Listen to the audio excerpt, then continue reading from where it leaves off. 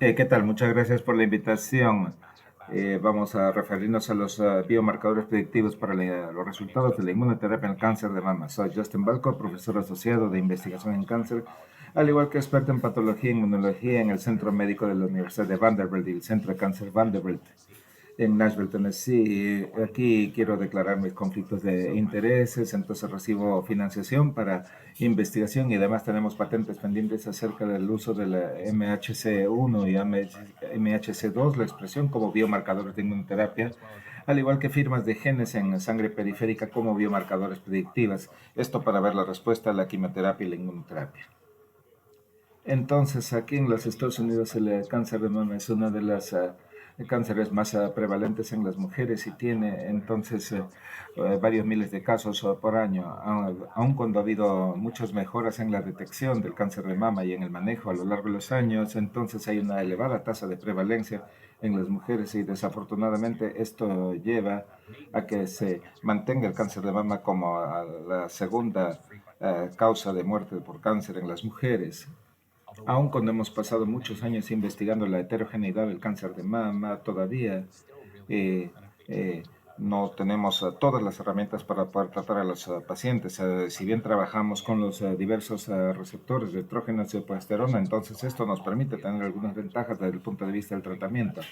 Y ciertamente hay algunas combinaciones que son difíciles de tratar. Hay avances recientes en los últimos años en el tratamiento del cáncer de mama triple negativo, pero los avances han sido limitados. Entonces, por un lado, tenemos capecitabina, que ha sido aprobada para el contexto adyuvante en el alto riesgo, y también hemos visto eh, que hay diversas combinaciones de anticuerpos en las cuales puede haber actividad, por ejemplo, sacituzumab eh, y también trastuzumab ha demostrado tener actividad al igual que pembrolizumab, estos en el cáncer de mama triple negativo con metástasis, al igual que en el triple negativo en estadios tempranos. Más recientemente, incluyendo los avances recientes, entonces tenemos aquí lo que se ha mostrado en las últimas reuniones y entonces se está dando entonces un impulso a la inmunoterapia en cáncer de mama. Ya entonces esto ha demostrado entonces, como mencionaba hace unos instantes, la adición de pembrolizumab tanto en el cáncer de mama triple negativo metastásico como en las formas más tempranas de la enfermedad con buenos resultados. Entonces la adición de la inmunoterapia, particularmente en el contexto neoadyuvante potencialmente curable, entonces merece consideración. Entonces hay dos estudios a gran escala en fase 3 donde se muestra el beneficio de la inmunoterapia mejorando las tasas de respuesta completa patológica. Son relativamente modestos. En el Impassion 031, por ejemplo, atezolizumab ha añadido la terapia estándar, quimioterapia con taxanos, por ejemplo, siendo un régimen de quimioterapia neoadyuvante. Entonces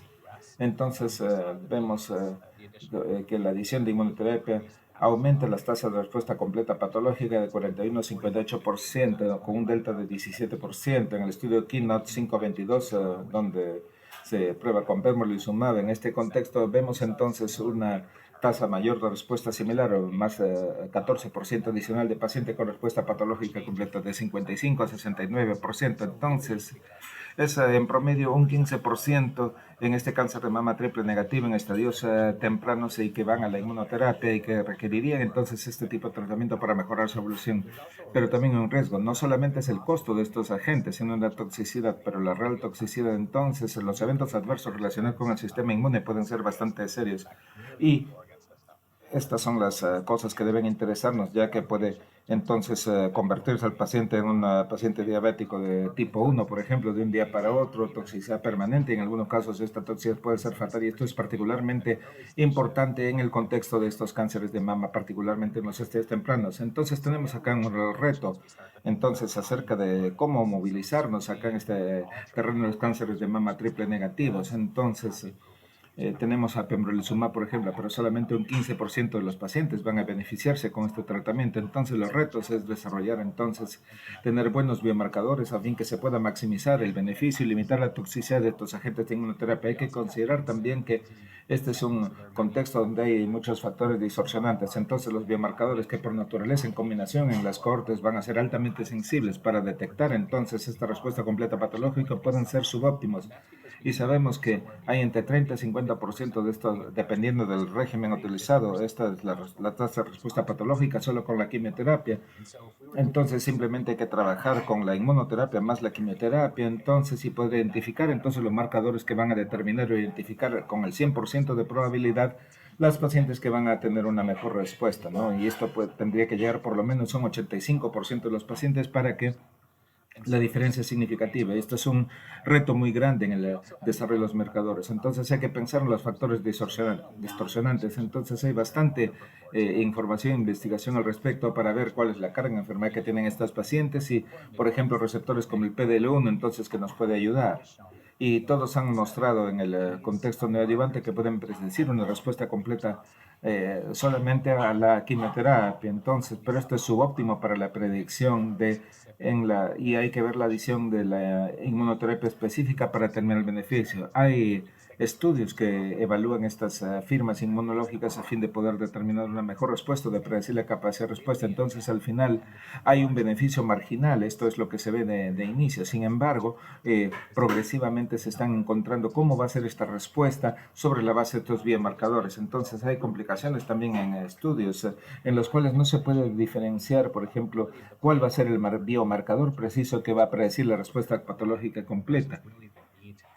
Y hay que ver entonces cómo en este contexto la quimioterapia y la inmunoterapia, particularmente en combinación y con este análisis de biomarcadores a partir de los años 2020, donde se está trabajando con esto, puedan determinarse entonces la posibilidad de una mejor respuesta. Por ejemplo, tratando con esta inmunoterapia adyuvante, durvalumab, contra placebo, entonces hay tasas de mutaciones que nos están mostrando entonces estas posibilidades de respuesta, ¿no? Sin embargo, no necesariamente en el caso de durvalumab se ha podido demostrar que hay una ventaja significativa. Entonces, estas son complicaciones en cuanto al uso de los biomarcadores en este contexto de cáncer de mama triple negativo en estadios tempranos. Es importante aquí en dos estudios en fase 3 sobre cáncer de mama en estadios tempranos, el Keynote 522 y el Impassion 031. El beneficio no estuvo confinado a los grupos positivos para teleona en JEPAR nuevo. Adicionalmente, lo que se mostró, hay efectos marginales y mixtos de los S-TILs y de PDL1, sean con células inmunes o células tumorales que se usan como marcadores. Y la tendencia es que todos los estudios realmente, que tanto el PDL1 y los TL pueden predecir entonces la respuesta a la quimioterapia, la quimio, más en la inmunoterapia. De esto desde el punto de vista de la respuesta completa patológica y solamente un 15-20% de los pacientes se benefician. Entonces, con la adición de estos, entonces necesitamos métodos para predecir entonces que estos pacientes o identificar estos pacientes para determinar pues la posibilidad de toxicidad y costos. Entonces hay una serie de retos y limitaciones con las pruebas actuales de inmunoterapia. Como se ha mencionado, hay una indicación ahora para la carga de mutaciones tumorales. Entonces hay TMB, esta carga de mutaciones tumorales no es realmente un gran marcador desde el punto de vista clínico. Y esto tiene que ser impulsado básicamente por la inestabilidad microsatélite. El PDL1 tiene problemas también, con la interpretación es difícil, tiene un puntaje subjetivo, hay que considerar los tipos de tejidos, los tipos de células o los anticuerpos que están involucrados.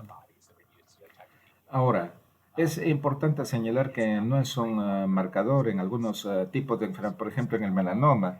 Hay información que está disponible y experiencia práctica de muchos años con anti-PD1 o anti-PDL1. La expresión de PDL1 realmente nunca ha sido decisiva para determinar el resultado en estos tumores en particular y también depende del contenido inmune del material de la biopsia. Esto es todo un reto. Hemos visto datos de las firmas de interferón. Esto puede ser muy heterogéneo y no es tan simple de medir las firmas de expresión de genes en lo que se refiere a estos biomarcadores. Entonces, uno podría señalar que se necesitan mejores biomarcadores predictivos, ¿no? Para determinar la respuesta a la inmunoterapia. Entonces, un poquito de antecedentes acerca de los estudios que se han desarrollado al respecto de este tema. La presentación de antígenos y la inmunidad tumoral. La mayor parte de las células tumorales y casi todas las células expresan MHC1, ¿no? Estas se muestran aquí en el lado derecho de la gráfica. Entonces aquí se presentan con estos grupos de antígenos que son cargados en este complejo MHC1 y 2, ¿no?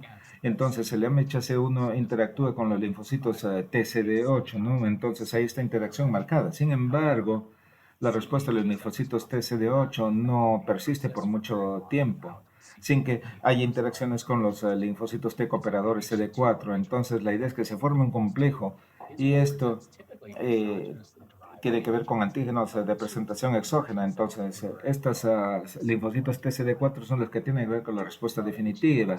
Entonces, aquí casi todas las células del organismo son las que van a mostrar esta capacidad de respuesta. Entonces, la idea es ver si esta expresión de respuesta puede medirse, primero detectarse y posteriormente medirse de manera tal que sirva como factor pronóstico.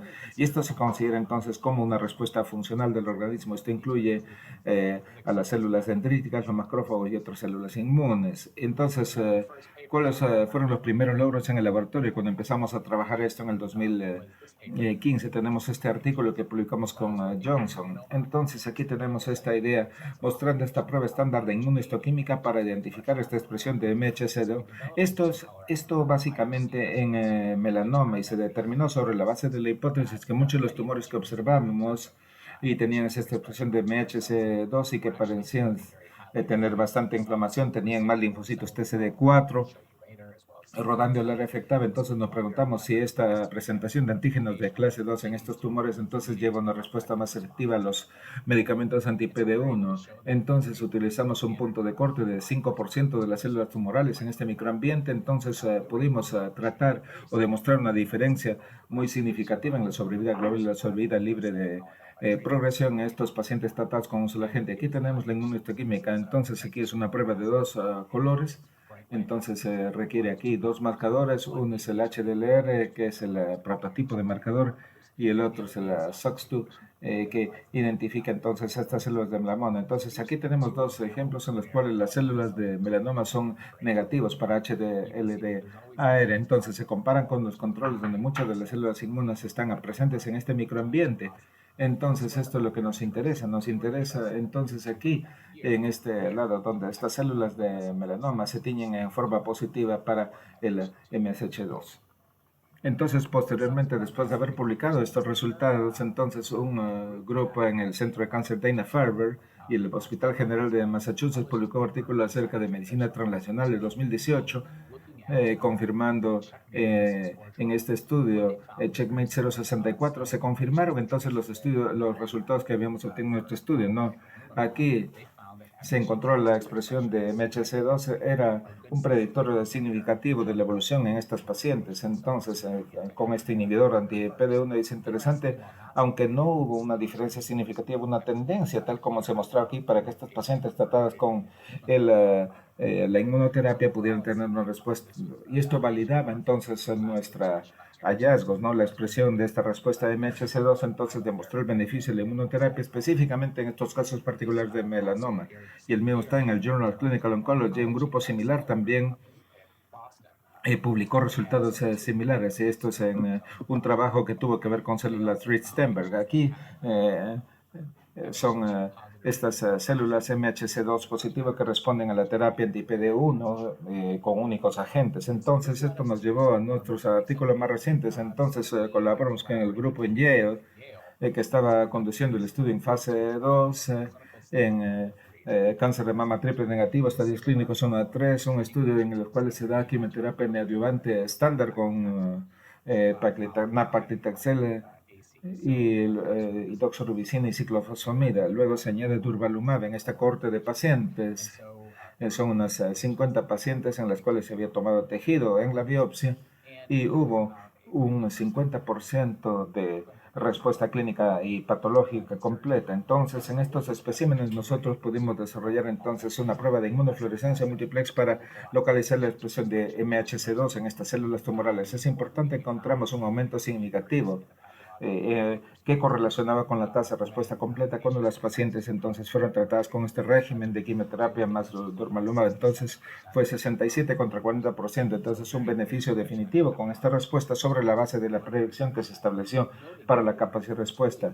Entonces aquí se demuestra entonces la utilidad de estos biomarcadores, ¿no? De manera tal que esto nos ayuda. Y la idea es utilizar esta información para determinar entonces si es que se puede determinar que esta expresión de MHC2 entonces es más útil, ¿no? Y esto puede ser a nivel estromal o a nivel celular. Entonces encontramos aquí significancia en esta curva característica cuando nosotros miramos la expresión de MHC 2. Esto en el núcleo del tumor básicamente, y la localización es importante, entonces utilizamos el punto de corte de 5%, tal como se muestra acá, y en este punto de corte de 5% de células tumorales para la expresión de MHC2, entonces hubo 85% de especificidad y 33% de sensibilidad, entonces, de todos modos es útil, aun cuando no sean los valores óptimos, y esto realmente es importante, ¿no? Ya que entonces estamos hablando de la posibilidad de respuesta con este predictor y la razón por la cual esto puede ser óptimo o optimizado en el futuro es que estamos hablando de sensibilidad y especificidad que esperamos entonces para que sea el beneficio de estas pacientes en la quimioterapia. Entonces hay evidencia de que si no se identifica a estos pacientes, entonces se puede perder el beneficio específico de esa terapia. Y entonces la idea es identificar apropiadamente a las pacientes sobre la base de estos biomarcadores.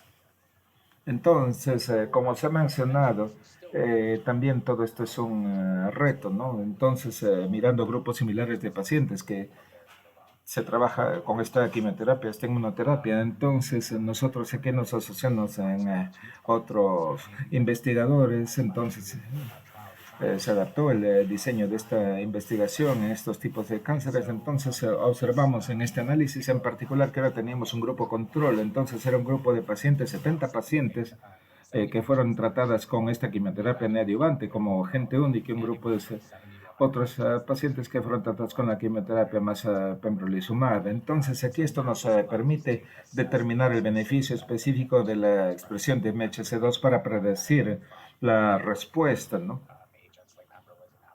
Entonces, lo que les estoy mostrando, entonces aquí tenemos el algoritmo y las curvas bastante interesantes. Entonces, podemos ver que si nosotros miramos esta expresión de MHC2 con estos puntos de corte, cuando los pacientes son tratados con un taxano, entonces no hubo mayor variación en la predictibilidad desde el punto de vista de la obtención de una respuesta clínica a la quimioterapia en este contexto neoadyuvante. Sin embargo, encontramos una fuerte significancia estadística en este punto de corte, tal como se estimó sobre la base de pruebas previas de RPA, diferentes metodologías para poder determinar en este abordaje y la expresión de la MHC2 en estas células tumorales. Entonces tuvimos especificidad y sensibilidad bastante similares con respecto a los estudios previos con un solo agente.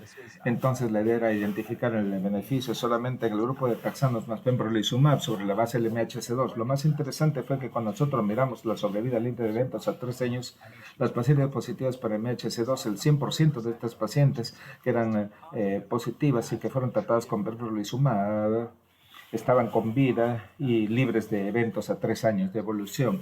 En contraste, las pacientes con expresión de MHC2 que no fueron tratadas con esta combinación y que se quedaron solamente con el taxano, solamente tuvieron un 75% de sobrevida libre de eventos a 3 años. Entonces, esto es un indicador bastante significativo de la buena evolución que pueden tener estas pacientes sobre la base de estos factores de predicción.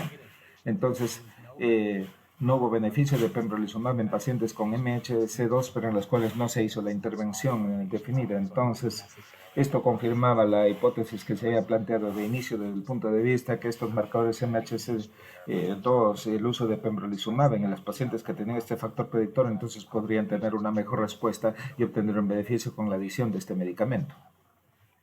Y esto también nos llevó a una nueva idea, una base racional para la desescalación de la quimioterapia. Entonces, este es un estudio en fase 2 que incluye a pacientes tratadas con un taxano más pembrolizumab de acuerdo con la MHC. Estas pacientes eran HER2 negativas, entonces son pacientes de alto riesgo, cáncer de mama triple negativo, HER2.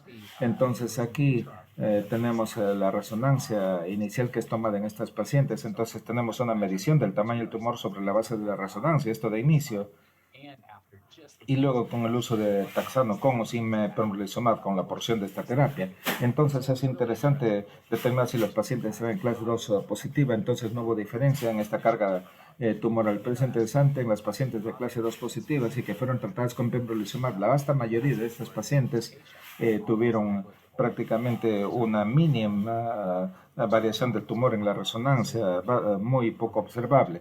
Entonces esto nos dio la idea de que podría haber entonces interés de que cuando nosotros hacemos estas pruebas para tratar a los pacientes, entonces y solamente ver si es que hay respuesta taxano o pembrolizumab, entonces podemos determinar cómo va a ser la respuesta en estos pacientes. Entonces en la conclusión nos encontramos que la expresión de MHC2 específica en los tumores es una prueba bastante sencilla desde el punto de vista de la inmunohistoquímica, entonces nos puede permitir hacer un análisis apropiado de estos pacientes. Este marcador tiene evidencia en múltiples tipos de tumores como beneficio desde el punto de vista de los biomarcadores. Estos hallazgos que deben ser validados en estudios en fase 3, preferentemente en forma prospectiva, en cuanto podría haber una serie de complicaciones, puesto que es todo un reto hacer estos estudios. Hay información que sugiere que las estrategias de desescalación pueden ser viables en estos pacientes y obviamente la idea es buscar otras indicaciones para ver qué tan universal es este efecto benéfico que se observa en los pacientes y finalmente nos asociamos con una compañía eh,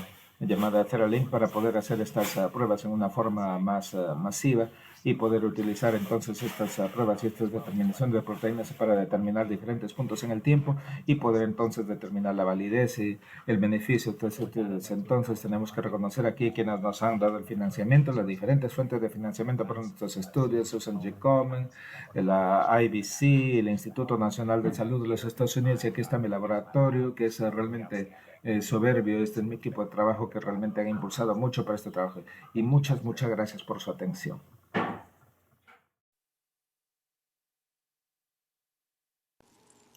Thank you. Muchas gracias, Dr. Balco. Thank you. Thank I you. realize how fast I talk by listening Sí, to yo hablaré. Yes.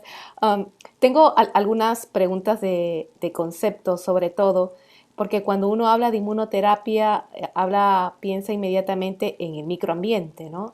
Entonces, cuando hemos visto las pruebas que has mostrado del MSH2, uno se pregunta entonces, ¿vamos por una célula tumoral o vamos por o hablamos de la célula linfocito, ¿no? Entonces, ¿esto se puede diferenciar o es que cuando uno evalúa solo toma células tumorales, o sea, o solo toma las células inflamatorias? Is there a translation? So I've been using Google Translate on the chat. So if there's someone that can translate, I would appreciate it. Que le avisen al profesor que active. Translation, you can log in, please. Interpretation. In Yes. your Zoom toolbar, you can put it in Spanish or English, so you can hear the translation. Oh, it's on the Zoom? Oh, yes, okay. it's yes. Yes. I see. Yes. Okay. Don't worry. Okay, I'm just figuring this out. I apologize. Let's try this. So I've changed the translation to English. This is my first time. Okay, I can repeat the question. Cuando hemos visto las curvas impresionantes de la valoración del MSH2, inmediatamente viene la pregunta, ¿no? ¿La estás valorando en células tumorales? ¿La estás valorando en las células linfocitarias? ¿No? Porque cuando uno piensa en inmunoterapia, ahora piensa en todo un microambiente, ¿no? E incluso si asociarlo con el PDL1, entonces, ¿con qué tipo diríamos, de valoración de PDL1 estamos hablando?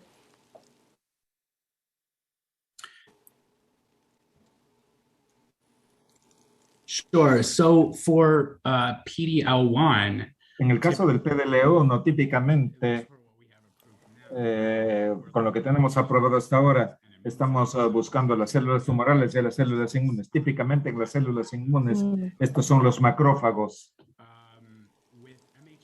En el caso del la expresión de MIT2, nos interesamos solamente en las células tumorales y la razón por la cual pensamos que eso es un biomarcador para los resultados de la inmunoterapia es porque señala la capacidad de las células tumorales para responder a los interferones ambientales que son secretados por las células inmunes. PDL1 también va a subir en las células tumorales y también en las células inmunes en el microambiente con el interferón. Entonces, cuando hay muchas células inmunes infiltrando en el tumor, entonces PDL1 va a subir, pero también va a aumentar con el PDL1. Solamente una fracción de los tumores de mama van a aumentar esto en forma regulada. Entonces nosotros pensamos que esto es un marcador de lo que está pasando en el tumor en comparación con cómo está yendo con la paciente o cómo está respondiendo a la presencia de este tumor. Entonces hay bastante confusión o bastante interés en mirar a los diferentes tipos celulares que pueden expresar PDL1 y cómo estos juegan un papel en la respuesta CDMT2, en donde no se encontró asociación con las células inmunes que expresan este factor y es distinto de cuando solo esto aparece en las células tumorales. Y a razón de esta respuesta hay una pregunta que se nos hace, dice, entonces, ¿por qué la firma de interferón alfa no es tan heterogénea? ¿A qué se refiere?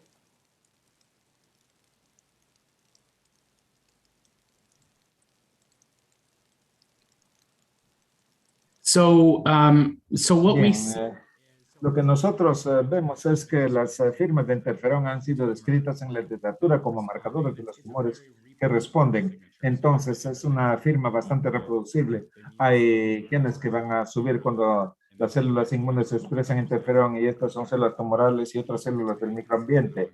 Y esto es muy consistente en los tumores.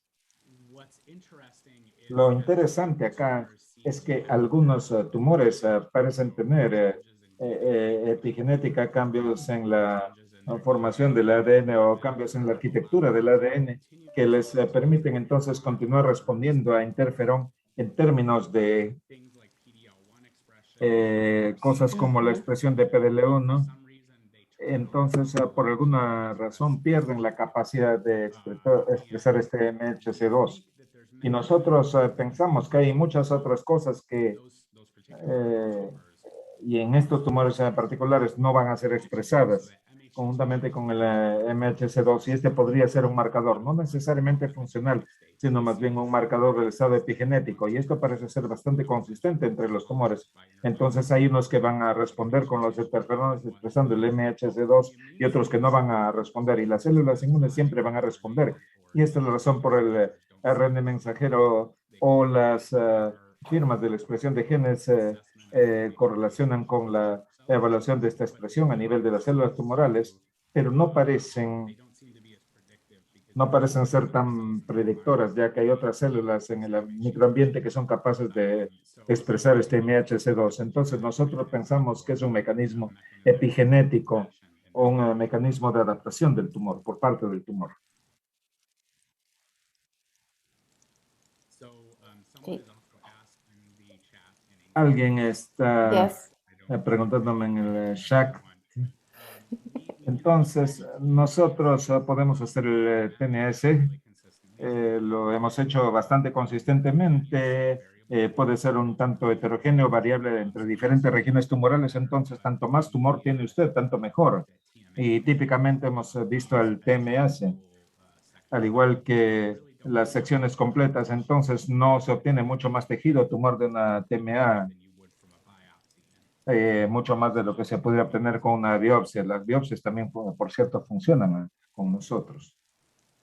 Y una pregunta en relación a las biopsias, porque no todos los tejidos son iguales, ¿no? Entonces, en cáncer de mama comparado con otros tipos de patología, como presentaste, por ejemplo, como presentaste linfoma, ¿cuál sería la frecuencia de positividad que yo pueda encontrar del MCH2, por ejemplo? It's much more infrequent in breast Entonces es mucho más infrecuente en el cáncer de mama. En el cáncer de mama triple negativo es como 15%. En el de alto riesgo de receptores de estrógenos positivos, con KI67 de mayor grado es alrededor de 10%. En el melanoma es 40-50%. Los melanomas expresan MHC2 y en cáncer de pulmón es 20-30%.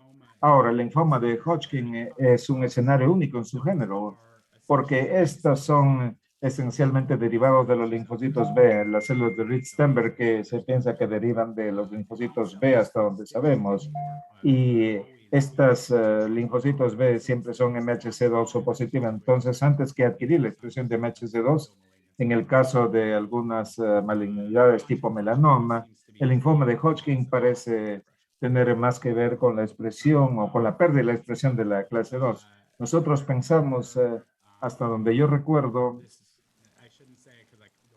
no debería decir que no lo recuerdo con seguridad, pero es 20 a 30% de los linfomas de Hodgkin han perdido esta expresión. Carlos pregunta acerca de la correlación de MHC2 y su expresión. Entonces, nosotros no vemos ninguna asociación. Nosotros hemos visto un poco una tendencia en el melanoma hacia mayores TMB asociadas con un mayor porcentaje de expresión de MHC2, pero hasta ahora, con la información que tenemos hasta ahora, no hemos visto ninguna otra asociación. Sin embargo, en el cáncer de mama, particularmente en los estadios más tempranos del cáncer de mama, no hemos visto una gran asociación de mutaciones tumorales con los resultados de la inmunoterapia. Entonces, esto tiene sentido. Ahora, hay muchas preguntas, pero vamos a centrar en 2 preguntas. Hay una que dice, en pacientes que no logran respuesta patológica completa, ¿existe una diferencia en la expresión del MCH2 en la enfermedad residual en relación al primario o todavía es muy prematuro obtener estos resultados? So we have looked in residual disease. Nosotros hemos evaluado la enfermedad residual y nosotros sabemos que el porcentaje en la quimioterapia, en los pacientes que reciben quimioterapia, hemos visto la enfermedad residual en estos pacientes con inmunoterapia. En los pacientes que reciben quimioterapia, nosotros no vemos ningún enriquecimiento de esta expresión de MHC2 en estos pacientes con enfermedad residual. Entonces, no parece estar asociado con la respuesta a la quimioterapia, lo cual es un poco diferente de cosas tales como la carga de las mutaciones del tumor en términos de PDL1, ya que sabemos que estos marcadores también se han asociado con la respuesta a la quimioterapia. Entonces, tendemos a ver un poco de menor expresión en la enfermedad residual en relación con los otros marcadores. Si es que es lo suficientemente claro. Sí, perfecto. Y para terminar, porque podríamos hacerte muchísimas preguntas, ¿cómo sería la secuencia para pedir todos estos biomarcadores cuando tengamos grandes resultados, ¿no? Hago el TMB, pido el PDL1, pido el MSH, ese es por un primer lado. Y estamos viendo que en cáncer de mama estamos trabajando sobre marcadores predictivos de respuesta, pero también uno se pregunta qué pasa con los marcadores pronósticos, ¿no? ¿Qué hemos encontrado en relación también a marcadores pronósticos? Yeah, so that's a great question. Esa es una excelente pregunta y esta es la razón por la cual yo creo que nosotros nos comprometemos tanto en esta investigación. Es que muchos de los marcadores de estadios tempranos que se han evaluado en los estudios clínicos a mayor escala han sido marcadores que están asociados con el pronóstico y entonces también con la respuesta a la quimioterapia. Y esto se convierte en un problema, ya que no nos dice o nos dice acerca de los pacientes que van a responder mejor a la terapia, pero no necesariamente la inmunoterapia. Entonces, ahora tenemos múltiples estudios en fase 3 que muestran que aquellos con TMB y PDL1 son afectados por los biomarcadores en este espacio. Entonces, hay un poco de información en la enfermedad metastásica que sugiere que pudiera ser este el caso, pero en los estadios tempranos nosotros estamos muy interesados en cosas que no son pronósticas y que no son predictivas de la quimioterapia.